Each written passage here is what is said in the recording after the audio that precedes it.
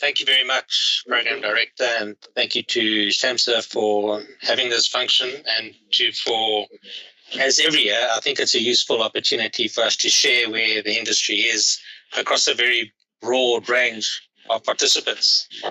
5 minutes is not a long time.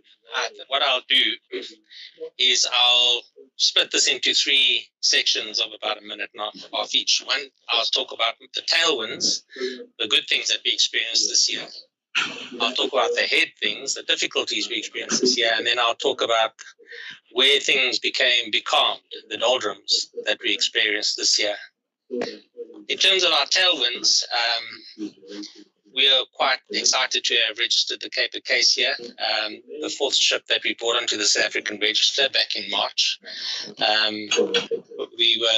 It's the largest ship ever to be registered in South Africa at 206,000 deadweight. And it was a successful exercise. We're very grateful and impressed by the registrar and the port officer in Port Elizabeth. We'll continue working with them. And we think that certainly the office of the registrar and the port, the skills inside the ports are a good news story for Samsa, and we're very grateful for that. We also will see the Cape Acacia as a catalyst for jobs. The ship has traded very successfully, and at the moment, the broader Booker Marine fleet has 40% of the seafarers are South African, and we're still working on getting that up to above 50%, which was a challenge that I discussed with Captain Lekala at one stage, and I hope to deliver on it. Which brings us to crew development, another tailwind. We are very happy with, although we were impacted in terms of availability of berths by COVID and the difficulties related to crew changes, we managed to push a fair number of South Africans through our system, and we celebrated the first occasion that we had that the master of one of our vessels came out of our office program, and so we are very chuffed with that. Obviously, one can't, during the past year, one can't dispute that rates were significantly better in the market, but that was artificial in many respects because it was driven by one of the problems that we had to deal with, which is COVID. It literally port restrictions and COVID-related protocols took ships out of the market and delayed ships coming back into the market, and that created an artificial increase in rates, which subsequently crashed as quickly as they rose. So I think I'm not sure I can fully claim that to be a tailwind. Another of our tailwinds was the TNPA bringing out the port tariffs, which confirmed some of the flag incentives. We're very grateful for that, and we will continue to work on them with them to try and expand those and make them more impactful in supporting the South African Register. We're very pleased that Deputy Minister Chikunga returned to the Department of Transport. We are disappointed in 2019 when she was moved out because a great deal of institutional memory went with her. She walked the Pekisa walk with us. She walked the Booker Marine story with us. She had a great deal of understanding of what was going on in the industry, and we hope that will be positive for the industry. And the final tailwind, which I think is another feather in Samsa and DOT's cap, amongst other organs of state, was the fact that South Africa served as such a successful crew change hub, one of the best in the world, one of the most convenient in the world. And without that, I think a lot of seafarers would have suffered a lot more than necessary on ships that were around in the Cape. We were able to do out-of-port limit crew changes in Algoa, in-port crew changes in Saldanha, I think, and not just for South African seafarers or foreign seafarers as well. So I think South Africa can congratulate itself on what it achieved. However, we did have some headwinds. The major one has been discussed at length, and that would be COVID.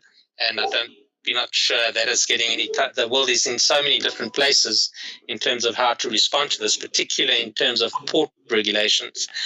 That has made it incredibly difficult for crew changes. We did successful crew changes in Korea. We did successful crew changes in Bangladesh. It was impossible to do crew changes in China. For all of what they say, Singapore, a number of different countries that you would have expected to be better. We could not change South Africans in the Philippines. So this, and I mean, we also not just crew changes, we had delays, very strict COVID-related rules. I'm not going to go into too much detail on COVID, but I mean, it's with us. It continues to be with us, and we're all looking forward to the day that it's no longer with us to the extent that it is. It also, I mean, one of our big disappointments with COVID is dried up. We were busy placing young South Africans onto cruise vessels. That disappeared. We're hoping to bring that back into effect quite soon. So that's our major. The loss, it was covered by the CEO of Samsa, but South Africa's loss of its position on the council of the IMO at a time like this, when so many regulations are being put together about carbon taxes, environmental, new fuel categories, new fuel types. It was incredibly unfortunate, and we would urge government to work with industry to leverage every relationship to make sure that we get back onto that council. It was South Africa is a maritime nation, has ambitions to be a greater maritime nation. Samsa is the local regulatory arm of the IMO. It's just we have 3.5 million square kilometers of search and rescue ocean that we have to look after. It's just untenable that we can be replaced, and particularly replaced by a country like Vanuatu. So I think this is something that everyone should be working on in anticipation of restoring us to where we were. Another headwind, and this is really about defending the cost and sustainability of the value chain. We were quite disappointed that there's been some delay in defining and standing behind some of the flag values in South Africa. We're still not sure what they are. We do hope that they will be extensively indexed to environmental sustainability, and we continue to hope that import use of scrubbers will be forbidden in South African ports, as it is in most major countries, and seafarer welfare and well-being. But these are discussions that should be had not so much about when it comes to the flag values around local legislation, but alignment with international trends, because bear in mind we're trying to attract tonnage to our country, and that tonnage can go anywhere. So we would hope that a set of flag values that differentiates us from many of the other options won't be too far off. I'm running out of time, so I'll speak briefly about where things became becalmed. Well, many of the issues that I discussed this time last year are no closer to being resolved than they are, now a year later. And I hope that kind of non-movement, whether it's because of COVID, structure issues within Samsa, energy in the industry, or anything else, it's not helpful. So we hope that the issues about policy interpretation, tax interpretation, etc., will be resolved before we do our 2023 Pre-Sona discussion.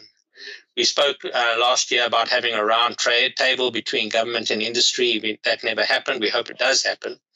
But all in all, I think we are still much in the doldrums, and that will impact on fleet growth and industry growth, and therefore jobs growth, if we don't resolve it. We can point fingers at ourselves in terms of that we haven't done enough community advancement in our crewing and sourcing activities, and we will look to now, particularly now that the cruise industry might be opening up overseas, we'll, with our partners, look to remedy that. And, there are a number of opportunities that will be presented once in a lifetime type changes to the maritime industry between now and 2030, driven by a number of initiatives around, principally around decarbonisation. And we hope they were there a year ago, and I think we might even have gone a little bit backwards, but we need to make sure that South Africa has its share, at least to be neutral on that, because of the way that the structures, the proposals are being put together at the moment, is we likely to end up paying for them as costs get attached to the value chain and then drift down either to local shippers or local mines. So I would urge that we have an open, transparent and incredibly patriotic discussion between industry and government about how to position the country to, firstly, not be at a loss for some of these changes, and secondly, to maybe benefit from them. So I think that all in all, it's been, we are hopeful that 2022 to 2023 will be a significantly better year. We're looking to bring younger tonnage, more tonnage onto the flag. We are seeing significant benefits coming out of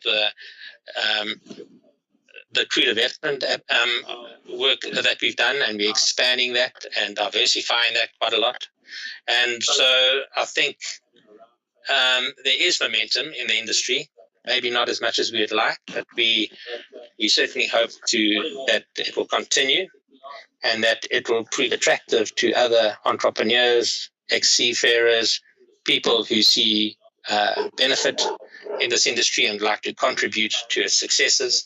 And maybe by 2023, there'll be someone else there to talk about what they've learned in international shipping during the previous year. But thank you very much for the opportunity to participate. It's always an honor and a privilege. And I wish Samsa and all other players significant success during 2022.